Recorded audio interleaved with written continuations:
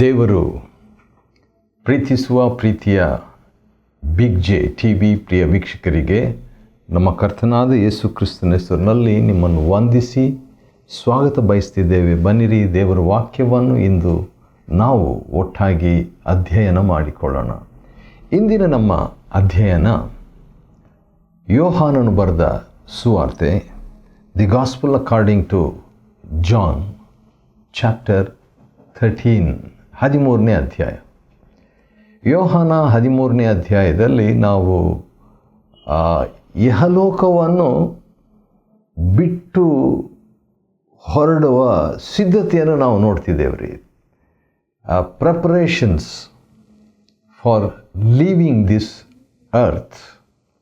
ಈ ಲೋಕ ಬಿಟ್ಟು ಬಿಡುವಂಥ ಸಿದ್ಧತೆ ಅಥವಾ ಈ ಲೋಕವನ್ನು ಬಿಟ್ಟು ಹೋಗುವ ಸಿದ್ಧತೆ ಅಂತ ಹೇಳುವಾಗ ವಯಸ್ಸಾದ ಮೇಲೆ ವೃದ್ಧರಾಗಿದ್ದಾಗ ಆಗ ನಾವು ಸಿದ್ಧತೆಯನ್ನು ಮಾಡಬೇಕು ಎಂಬುದಾಗಿ ಏನಿಲ್ಲ. ಯಾಕಂತ ಹೇಳಿದರೆ ಮರಣವು ಯಾವಾಗ ಬೇಕಾದರೂ ಬರ್ಬೋದು. ಚಿಕ್ಕವರಿಗೂ ಬರ್ತದೆ, ಯೌವನಸ್ಥರಿಗೂ ಬರ್ತದೆ, ಹಿರಿಯರಿಗೂ ಬರ್ತದೆ. ಆದ ಕಾರಣ ಇಹಲೋಕವನ್ನು ಬಿಟ್ಟು ಹೋಗುವ ಸಿದ್ಧತೆಯನ್ನು ನಾವು ಈ ಭೂಲೋಕದಲ್ಲಿ ಬಾಳುವ ದಿನಗಳಿಂದ ಕೂಡ ಮಾಡ್ಬೋದು. ಪ್ರಾರಂಭದಿಂದಲೂ ಅಂದರೆ ನಮ್ಮ ಅರಿವಿಗೆ ತಿಳುವಳಿಕೆಗೆ ಬಂದಾಗಿಂದ ಕೂಡ ಮಾಡ್ಬೋದು. ಅಥವಾ ನಾವು ಹೊಸದಾಗಿ ಹುಟ್ಟಿದಂದಿನಿಂದ ಕೂಡ ನಾವು ಮಾಡ್ಬೋದು. ಸರಿ, ಈಗ ನಾವು 12 ಸಿದ್ಧತೆಗಳನ್ನು ಯೋಹಾನನು ಬರೆದ ಸುವಾರ್ತೆ 13ನೇ ಅಧ್ಯಾಯ 1ರಿಂದ 17 ವಚನಗಳವರೆಗೆ ಇರುವಂಥ ವಾಕ್ಯ ಭಾಗದಲ್ಲಿ ನಾವು ನೋಡಿಕೊಳ್ಬೋದು. ಯೋಹಾನ 13 1ರಿಂದ 17ರಲ್ಲಿ ಈ ಲೋಕವನ್ನು ಹೊರಡಲು ಸಿದ್ಧತೆಗಳು, 12 ಸಿದ್ಧತೆಗಳು. ಒಂದೊಂದಾಗಿ ನೋಡೋಣ. ಭಾಳ ಚೆನ್ನಾಗಿದೆ, ಬಹಳ ಸಹಾಯಕರವಾಗಿದೆ ಮತ್ತು ಮುಂಜಾಗ್ರತೆಯಾಗಿ ನಾವು ಕೂಡ ಇದನ್ನು ಮಾಡಿಕೊಳ್ಳುವಂತೆ ದೇವರು ನಮಗೆ ಸಹಾಯ ಮಾಡಲಿ. ಮೊದಲನೇದಾಗಿ, ನೋ ದ ಟೈಮ್. ಸಮಯ ತಿಳ್ಕೊಳ್ಬೇಕು. ನೋ ದ ಟೈಮ್ ಅಂದರೆ ಸಮಯವನ್ನು ವಿವೇಚಿಸಬೇಕು. 13ನೇ ಅಧ್ಯಾಯ ಯೋಹಾನ 1ನೇ ವಚನದಲ್ಲಿ ನೋಡುವಾಗ, ಯೇಸು ತಾವು ಈ ಲೋಕವನ್ನು ಬಿಟ್ಟು ತಂದೆಯ ಬಳಿಗೆ ಹೋಗಬೇಕಾದ ಸಮಯ ಬಂತೆಂದು ತಿಳಿದು. ವಾವ್! ಒಬ್ಬ ವ್ಯಕ್ತಿ ತಾನು ಈ ಲೋಕವನ್ನು ಬಿಟ್ಟು ಹೋಗುವಂಥ ಸಮಯವನ್ನು ತಿಳಿದುಕೊಳ್ಳುವಂಥ ಒಂದು ವಿವೇಚನೆ, ಭಾಳ ಒಳ್ಳೆಯ ವಿವೇಚನೆ, ಬಹಳ ಆಶ್ಚರ್ಯದ ವಿವೇಚನೆ, ಬಹಳ ಅಪರಿಮಿತವಾದಂಥ ಒಂದು ವಿವೇಚನೆ, ಅದ್ಭುತ ಅಂತ ಕೂಡ ಹೇಳ್ಬೋದು. ಎಷ್ಟೋ ಜನರು ಆ ರೀತಿಯಾಗಿ, ಅಥವಾ ಕೆಲವರು ಆ ರೀತಿಯಾಗಿ, ನಾನು ಇವತ್ತು ಹೊರಟು ಹೋಗ್ತೇನೆ, ಎಲ್ಲರನ್ನು ಕರೆಸಿಬಿಡ್ರಿ, ಅಥವಾ ನಾಳೆ ಹೊರಡ್ತೇನೆ, ಇಹಲೋಕ ಮುಗಿಸ್ತೇನೆ ಎಂಬುದಾಗಿ ಕೆಲವರು ಕರೆದು ಸಂಬಂಧಿಕರನ್ನು ಉದ್ದೇಶಿಸಿ ಮಾತನಾಡಿ ಹೊರಟು ಹೋದಂಥ ವಿಷಯಗಳು ಕೇಳಿ ಆಶ್ಚರ್ಯ ನನಗೆ ಆಗಿದ್ದುಂಟು. ಆದರೆ ಇಲ್ಲಿ ನಾವು ಹೊರಟು ಹೋಗುವಂಥ ಸಮಯ ಅಂತ ಹೇಳುವಾಗ ಯಾವಾಗಲೂ ಸಿದ್ಧವಾಗಿರಬೇಕು.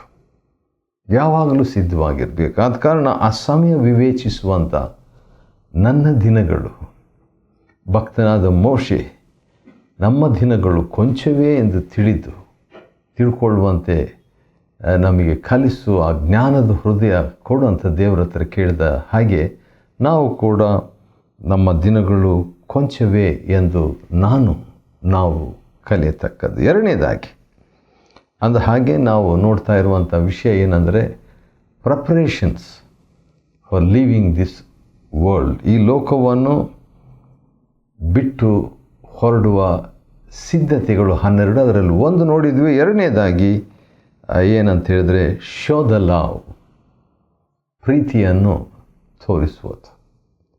ಹೌದು, ಕೆಲವರು ಆಸ್ತಿಯನ್ನು ಬಿಟ್ಟು ಹೋಗ್ತಾರೆ, ಅಥವಾ ಕೊನೆ ಮಾತಂತ ಹೇಳ್ತಾರೆ, ಅಥವಾ ಮೃತ್ಯು ಪಾತ್ರವನ್ನು ಬರೆದಿಡ್ತಾರೆ. ಒಳ್ಳೆಯದು.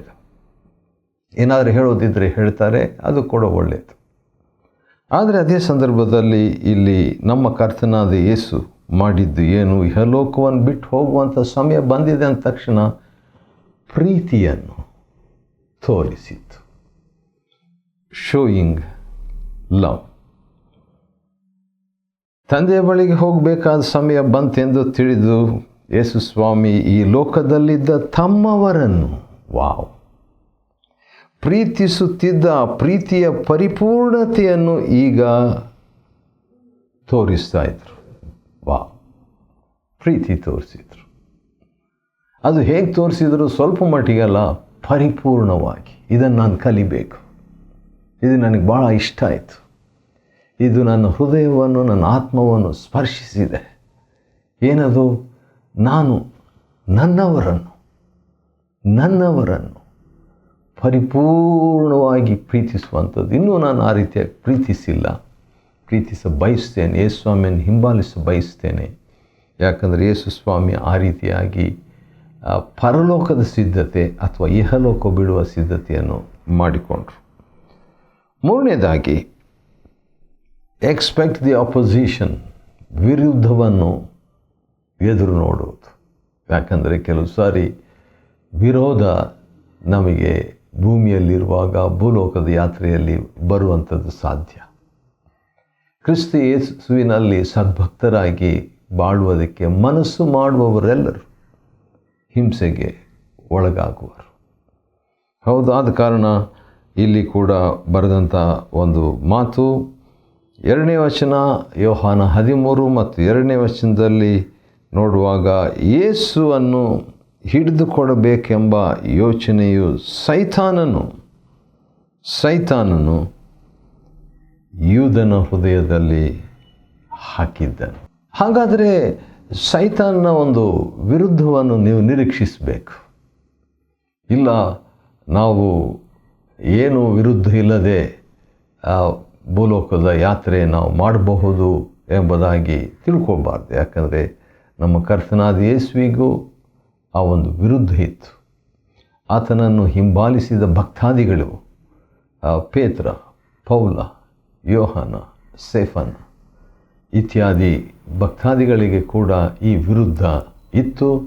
ಅದು ಆತ್ಮಿಕವಾದಂಥ ಒಂದು ಎದುರು ನೋಡುವಿಕೆ ಅಥವಾ ಆತ್ಮಿಕವಾದಂಥ ವಿರೋಧ ಅಂತ ಹೇಳಬೇಕು. ಅದನ್ನು ನಾವು ಎದುರು ನೋಡ್ತಕ್ಕದ್ದು. 4ನೇದಾಗಿ,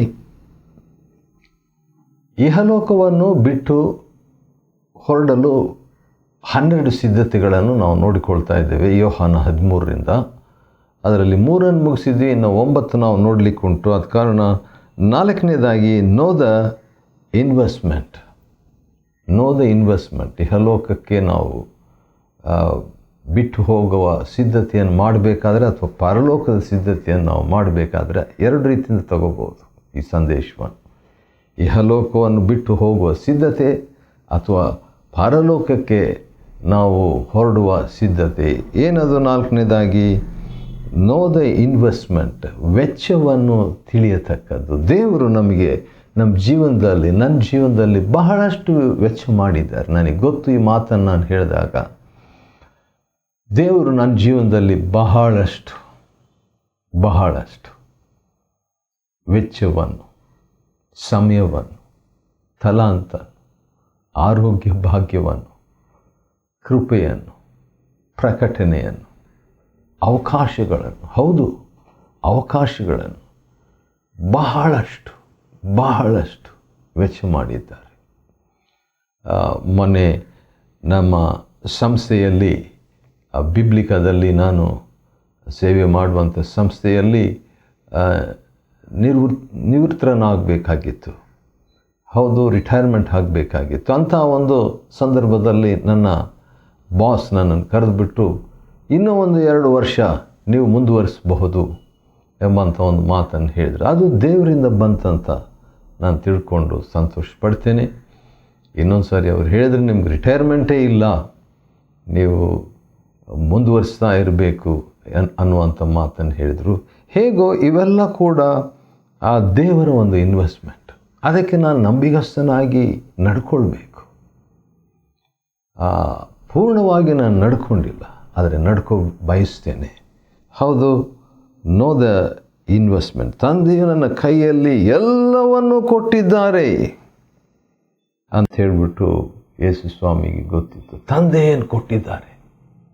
ನಿಮ್ಮ ಕೈಯಲ್ಲಿ ತಂದೆ ಏನು ಕೊಟ್ಟಿದ್ದಾರೆ ನಿಮ್ಗೆ ಗೊತ್ತಿದೆಯಾ? ನನ್ನ ಕೈಯಲ್ಲಿ ತಂದೆ ಏನು ಕೊಟ್ಟಿದ್ದಾರೆ? ಹೌದು, ಜನರನ್ನು ಕೊಟ್ಟಿದ್ದಾರೆ, ಸೇವೆ ಕೊಟ್ಟಿದ್ದಾರೆ. ಆ ರೀತಿಯಾಗಿ ನಮ್ಮ ಇನ್ವೆಸ್ಟ್ಮೆಂಟ್ ಏನಿದೆ, ತಂದೆ ವೆಚ್ಚ ಮಾಡಿದ್ದು ಏನಿದೆ ಅಂತ ನಾವು ತಿಳ್ಕೊಳ್ಬೇಕು. ಯೋಹಾನ 13:3 ಅದನ್ನು ನೋಡ್ತೇವೆ. 5ನೇದಾಗಿ ಇಹಲೋಕವನ್ನು ಬಿಟ್ಟು ಹೋಗುವ ಸಿದ್ಧತೆಯಲ್ಲಿ 5ನೇದು ಅಥವಾ ಪರಲೋಕದ ಸಿದ್ಧತೆ ಏನಂತ ಹೇಳಿದ್ರೆ, ನೋಟ್ ದ ಡೆಸ್ಟಿನೇಷನ್, ಗಮ್ಯವನ್ನು ತಿಳಿ. ಗಮ್ಯವನ್ನು ತಿಳಿಯುವುದು. ಹೌದು, 3ನೇ ವಚನದ 2ನೇ ಭಾಗದಲ್ಲಿ ತಂದೆ ಯೇಸು ಸ್ವಾಮಿಯ ಕೈಯಲ್ಲಿ ಎಲ್ಲವನ್ನು ಕೊಟ್ಟಿದ್ದರ ಬಗ್ಗೆ ತಿಳ್ಕೊಂಡು ತಾನು ದೇವರ ಬಳಿಯಿಂದ ಬಂದು ಮರಳಿ ದೇವರ ಬಳಿಗೆ ಹೋಗುತ್ತೇನೆಂದು ಯೇಸುವಿಗೆ ತಿಳಿದಿತ್ತು.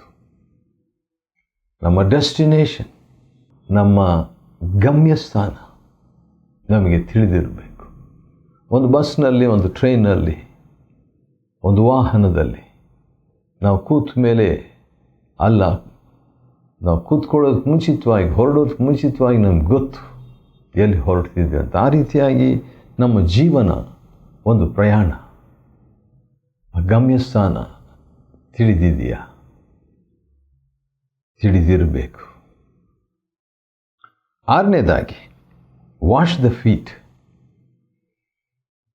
ಪಾದಗಳನ್ನು ತೊಳೆಯುವುದು.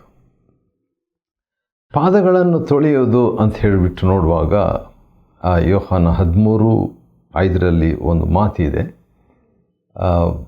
ಯೇಸು ಸ್ವಾಮಿ ತನ್ನ ಶಿಷ್ಯರ ಪಾದಗಳನ್ನು ತೊಳೆದಿದ್ದರ ಬಗ್ಗೆ, ಈ ಬಗ್ಗೆ ಒಂದು ಸಂದೇಶ ನಾನು ಹಾಸನ್ನಲ್ಲಿರುವಾಗ ಸಭಾಪಾಲಕರು, ದೇವರ ಸೇವಕರು ಅಲ್ಲಿ ಮಾತನಾಡ್ತಾ ಇದ್ದಂಥ ಒಂದು ಸಂದೇಶವನ್ನು ನಾನು ಕೇಳಿಸ್ಕೊಂಡೆ. ಹೌದು, ಅವರು ಮಾತನಾಡುವಾಗ ಹೇಳಿದಂಥ ಒಂದು ಮಾತು ಏನಂತ ಹೇಳಿದರೆ, ನಾವು ಒಬ್ಬರ ಪಾದಗಳನ್ನು, ಇತರರ ಪಾದಗಳನ್ನು ನಾವು ತೊಳೆಯಬೇಕು ಎಂಬಂಥ ವಿಷಯವನ್ನು ಹಾಸನ್ ಸಭೆಯಲ್ಲಿ ಮಾತನಾಡ್ತಾ ಇರುವಾಗ ಹೌದು ಅಂತ ನನಗೆ ಮನವರಿಕೆ ಆಯಿತು,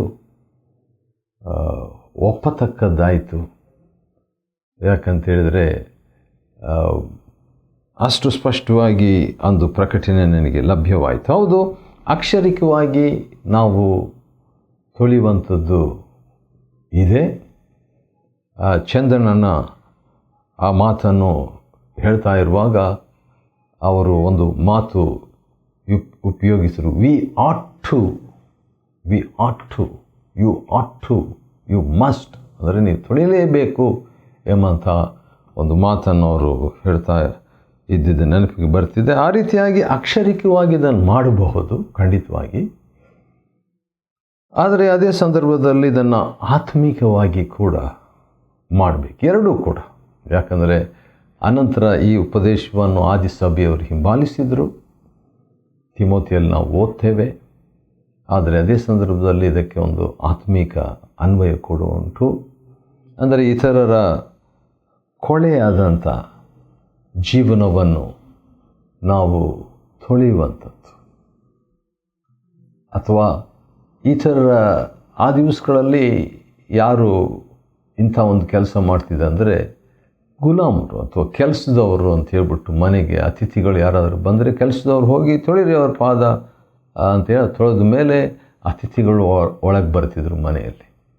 ಹಾಗಾದರೆ ಸೇವೆ ಮಾಡಬೇಕು, ಇತರರ ಸೇವೆಯನ್ನು ಮಾಡುವಂಥದ್ದನ್ನು ಇದು ಸೂಚಿಸ್ತದೆ. 7ನೇದಾಗಿ ಸೇ ದ ಪ್ರೊಫೆಟಿಕ್. ಹೌದು, ಇಹಲೋಕವನ್ನು ಬಿಟ್ಟು ನಾವು ಹೋಗುವುದಕ್ಕೆ ಒಂದು ಸಿದ್ಧತೆ ಏನಂತ ಹೇಳಿದರೆ ಪ್ರವಾದನೀಯವಾಗಿ ಮಾತನಾಡುವುದು, ಸ್ಪೀಕಿಂಗ್ ಪ್ರೊಫೆಟಿಕಲಿ. ಯೇಸು ಸ್ವಾಮಿ ಒಂದು ಮಾತು ಪೇತ್ರನಿಗೆ ಹೇಳಿದ್ದನ್ನು ನಾವು ಗಮನಿಸ್ಬೋದು. 7ನೇ ವಚನದಲ್ಲಿ, ಯೋಹಾನ 13:7, ನಾನು ಮಾಡುವುದು ಏನೆಂದು ಈಗ ನಿನಗೆ ಅರ್ಥವಾಗುವುದಿಲ್ಲ, ಆದರೆ ಇನ್ನು ಮುಂದೆ ಇನ್ನು ಮುಂದೆ ನಿನಗೆ ಅರ್ಥವಾಗುವುದು. ಆದ ಕಾರಣ ಪರಲೋಕಕ್ಕೆ ಹೋಗುವ ಮುಂಚೆ ಒಂದು ಪ್ರವಾದನೆಯ ಮಾತು, ಭವಿಷ್ಯವನ್ನು ಕುರಿತಾದದ್ದನ್ನು ದೈವ ಪ್ರೇರಿತವಾಗಿ ನಮ್ಮವರ ಮೇಲೆ ದೇವರು ನಮಗೆ ಕೊಡುವಂಥ ಆತ್ಮಗಳ ಮೇಲೆ, ನಾವು ಪ್ರಿಯರ ಮೇಲೆ ನಾವು ತಿಳಿಸ್ತಕ್ಕದ್ದು. 8ನೇದಾಗಿ ನೋಡುವಾಗ ಮೇಕ್ ದ ಪಾರ್ಟ್ನರ್ಶಿಪ್, ಪಾಲುಗಾರಿಕೆಯನ್ನು ಮಾಡುವುದು. ಯೋಹಾನ 13 ಮತ್ತು 8ನೇ ವಚನದ 2ನೇ ಭಾಗದಲ್ಲಿ ಯೇಸು ಸ್ವಾಮಿ ಹೇಳುವಂಥದ್ದು, ನಾನು ನಿನ್ನ ಪಾದಗಳನ್ನು ತೊಳೆಯದಿದ್ದರೆ ನನ್ನೊಂದಿಗೆ ನಿನಗೆ ಪಾಲು ಇಲ್ಲ, ನನ್ನೊಂದಿಗೆ ನಿನಗೆ ಪಾಲು ಇಲ್ಲ ಎಂಬುದಾಗಿ. ಹೌದು, ಈ ಮಾತನ್ನು ನಾವು ನೋಡುವಾಗ ಅಲ್ಲಿರುವಂಥ ಒಂದು ಮಾತು ಏನಂತ ಹೇಳಿದರೆ ಪಾಲುಗಾರಿಕೆ, ಪಾರ್ಟ್ನರ್ಶಿಪ್. ಆ ಪಾಲು ನಿನಗೆ ಇಲ್ಲ ಎಂಬಂಥ ಮಾತನ್ನು ನಾವು ನೋಡ್ತೀವಿ. ನಿನ್ನೆ ದಿವಸ ಬಿಗ್ ಜೆ TV ಮತ್ತು ಬಿಬ್ಲಿಕಾ ಸಂಸ್ಥೆ, ಎರಡು ಸಂಸ್ಥೆಗಳು ಒಂದು ಪಾಲುಗಾರಿಕೆ, ನಾವು ಒಟ್ಟಾಗಿ ಸೇರಿ ನಾವು ಸೇವೆಯನ್ನು ಮಾಡಬೇಕು, ಪಾಲುಗಾರಿಕೆಯನ್ನು ಪ್ರಾರಂಭಿಸಬೇಕು ಅನ್ನುವಂಥ ಒಂದು ಮಾತನ್ನು ತೀರ್ಮಾನಿಸಿದಾಗ ಇಬ್ಬರು ನಾಯಕರುಗಳು, ನನಗೆ ಅದು ಸಂತೋಷವಾಯಿತು. ಹೌದು, ಈ ಲೋಕವನ್ನು ಬಿಟ್ಟು ಹೋಗೋದಕ್ಕೆ ಮುಂಚಿತವಾಗಿ ಅಥವಾ ಪರಲೋಕದ ಸಿದ್ಧತೆಯಾಗಿ ಪಾಲುಗಾರಿಕೆ ಹೆಚ್ಚಾಗಿ ಮಾಡುವಂಥದ್ದು. 9ನೇದಾಗಿ ಡಿಸರ್ನ್ ದ ಚಾಫ್, ಹೊಟ್ಟನ್ನು ವಿವೇಚಿಸುವುದು. ನಮ್ಮ ಜೀವನದಲ್ಲಿ ಕೆಲವರು ಬರ್ತಾರೆ, ಅವರು ಬಂದಾಗ ಗೋಧಿಯಾಗಿರುವಂಥವರು ಬರ್ತಾರೆ, ಗೋಧಿಯೊಂದಿಗೆ ಅಂಟಿಕೊಂಡಿರುವಂಥ ಹೊಟ್ಟಾಗಿರುವವರು ಬರ್ತಾರೆ. ಆದ ಕಾರಣ ಯಾರು ಗೋಧಿ ಯಾರು ಹೊಟ್ಟು ಎಂಬುದನ್ನು ನಮ್ಮ ಜೀವನದಲ್ಲಿ ನಾವು ಗ್ರಹಿಸಬೇಕು. ಇಹಲೋಕದ ಯಾತ್ರೆ ಮಾಡುವುದಕ್ಕೆ ಮುಂಚಿತವಾಗಿ ಪರಲೋಕದ ಯಾತ್ರೆಗೆ ಸಿದ್ಧತೆಯಾಗಿ. ಯಾಕಂದರೆ ಯೇಸು ಸ್ವಾಮಿ ಒಂದು ಮಾತು ಹೇಳಿದರು, ಅದೇನಂತ ಹೇಳಿದರೆ, ತನ್ನನ್ನು ಹಿಡುಕೊಡುವವನು ಯಾರೆಂದು ಯೇಸು ತಿಳಿದದ್ದರಿಂದ. ಯೋಹಾನ 13:11 ಯೂದನ ಬಗ್ಗೆ ತಿಳಿದಿತ್ತು, ಹೊಟ್ಟು ಎಂಬುದಾಗಿ. 10ನೇದಾಗಿ ಕ್ವಶ್ಚನ್ ದ ಆ್ಯಕ್ಷನ್. ಕೆಲವು ಸಾರಿ ನಾವು ಪರಲೋಕಕ್ಕೆ ಸಿದ್ಧರಾಗಬೇಕಾದ್ರೆ, ನಮ್ಮೊಂದಿಗಿರುವಂಥ ವ್ಯಕ್ತಿಗಳೊಂದಿಗೆ ನಾವು ಇಹಲೋಕವನ್ನು ಬಿಡಬೇಕಾದ್ರೆ ಪ್ರಶ್ನೆ. ನಮ್ಮ ಸಭೆಯಲ್ಲಿ ಆಗಾಗ ನಾನು ಈ ರೀತಿಯಾಗಿ ಹೇಳ್ತಿರ್ತೀನಿ, ಯಾರಿಗಾದರೂ ಪ್ರಶ್ನೆ ಇದ್ದರೆ ಕೇಳಬೇಕು, ಪ್ರಶ್ನೆಯೊಂದಿಗೆ ಹೋಗಬೇಡ್ರಿ ಅಂತ. ಆದ ಕಾರಣ ಯೇಸು ಸ್ವಾಮಿ, ನಾನು ನಿಮಗೆ ಮಾಡಿದ್ದೇನೆಂದು ಅರ್ಥವಾಯಿತೋ ಅಂತ ಹೇಳ್ಬಿಟ್ಟು ಯೋಹಾನ 13:12 ಸ್ವಾಮಿ ಪ್ರಶ್ನೆ ಹಾಕ್ತಾರೆ. 11ನೇದಾಗಿ ಗಿವ್ ದ ಎಕ್ಸಾಂಪಲ್, ಒಂದು ಮಾದರಿಯನ್ನು ಬಿಟ್ಟು ಹೋಗಬೇಕು. ಇಹಲೋಕಕ್ಕೆ ನಾವು ಹೊರಡೋ ಮುಂಚೆ, ಪರಲೋಕಕ್ಕೆ ಸೇರೋ ಮುಂಚೆ ಒಂದು ಮಾದರಿ ಯವನಸ್ಥರಿಗೆ, ಇತರರಿಗೆ, ಮಕ್ಕಳಿಗೆ, ಕುಟುಂಬಗಳಿಗೆ ಒಂದು ಮಾದರಿ. ನಾನು ಆ ರೀತಿಯಾಗಿರೋ ಬಯಸ್ತೇನೆ. ಆ ರೀತಿಯಾಗಿ ಕೆಲವು ಸಂದರ್ಭದಲ್ಲಿ ಇರಲಿಲ್ಲ, ನಿಜ. ಆದರೂ ಕೂಡ ಅದು ನಿಲ್ಲಿಸಬಾರ್ದು. ನಿಮ್ಮ ಕರ್ತನೂ ಬೋಧಕನೂ ಆಗಿರುವ ನಾನೇ ನಿಮ್ಮ ಪಾದಗಳನ್ನು ತೊಳೆದಿರುವಾಗ ನೀವು ಸಹ ಒಬ್ಬರ ಪಾದಗಳನ್ನೊಬ್ಬರು ತೊಳೆಯಬೇಕು. ನಿಮಗೆ ಮಾದರಿಯನ್ನು ಕೊಟ್ಟಿದ್ದೇನೆ. ಯೋಹಾನ 13:15.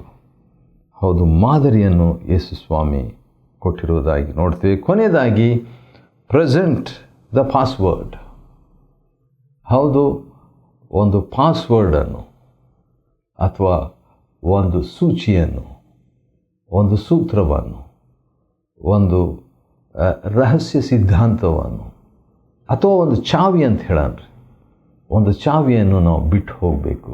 ಇಹಲೋಕ ನಾವು ಪ್ರಯಾಣಿಸುವಂಥ ಸಿದ್ಧತೆಯಾಗಿ ಅಥವಾ ಪರಲೋಕಕ್ಕೆ ಹೋಗುವಂಥ ಸಿದ್ಧತೆಯಾಗಿ ನಮ್ಮವರಿಗೆ ನಾವು ಆ ಪಾಸ್ವರ್ಡ್ ಬಿಡಬೇಕು. ಯಾಕಂತ ಹೇಳಿದರೆ ಕೊಟ್ಟು ಹೋಗಬೇಕು. 13ನೇ ಅಧ್ಯಾಯ ಯೋಹಾನ 17ನೇ ವಚನದಲ್ಲಿ, ನೀವು ಇವುಗಳನ್ನು ತಿಳಿದುಕೊಂಡು ಇದರಂತೆ ಮಾಡಿದರೆ ನೀವು ಧನ್ಯರು. ಧನ್ಯತೆಯ ಪಾಸ್ವರ್ಡ್, ಧನ್ಯತೆಯ ಚಾವಿ, ವಿಧೇಯತೆ ಅಂತ ಹೇಳ್ಬಿಟ್ಟು. ಯೋಹಾನ ಸುವಾರ್ತೆ 13ನೇ ಅಧ್ಯಾಯ 1-17 ವಚನಗಳಲ್ಲಿ ಇಹಲೋಕ ಬಿಟ್ಟು ಹೋಗುವ 12 ಸಿದ್ಧಾಂತಗಳನ್ನು ನೋಡಿಕೊಳ್ಳುವಂತೆ ದೇವರು ಕೊಟ್ಟ ಕೃಪೆಗಾಗಿ ಆತನಿಗೆ ಸ್ತೋತ್ರವಾಗಲಿ. ದೇವರು ನಿಮ್ಮನ್ನು ಆಶೀರ್ವದಿಸಲಿ.